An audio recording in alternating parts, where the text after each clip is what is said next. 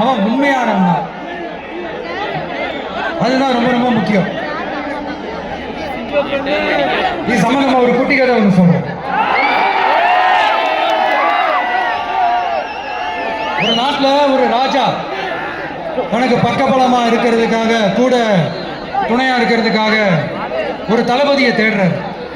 சரியான தகுதிகளோட ஒரு 10 பேர் செலக்ட் ஆகுறாங்க.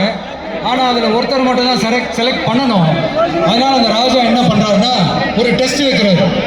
அந்த 10 பேர் கையிலையும் விதை நெல்லை கொடுத்து இதை நல்லா வளர்த்து கொண்டு வாங்க, ஒரு 3 மாசம் கழிச்சு வாங்கன்னு சொல்லி அனுப்பி வச்சிருக்காரு. 3 மாசம் கழிச்சு வரும்போது அதுல ஒருத்தர் ஆள் உயரத்துக்கு வளர்த்திருந்தாரு, ஒருத்தர் தோல் உயரத்துக்கு வளர்த்திருந்தாரு. அதுல ஒரு 9 பேரும் நல்லா வளர்த்து கொண்டு வந்திருந்தாங்க. ஒருத்தர் மட்டும் வெறும் தொட்டியோடவே வந்தாரு.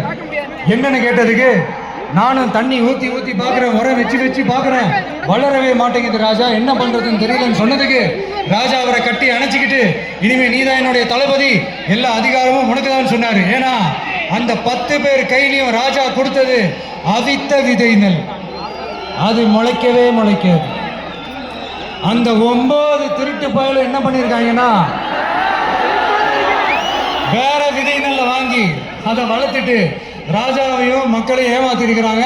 ஆனா இவர் மட்டும் உண்மையை போட்டு உடைச்சிட்டார். அதனால ஒரு நாட்டுக்கு திறமை எந்த அளவுக்கு முக்கியமோ அந்த அளவுக்கு உண்மையும் நேர்மையும் முக்கியம். இப்போ நீங்க எல்லாரும் தான் அந்த ராஜா. நீங்க தேர்ந்தெடுக்க போற அந்த தளபதி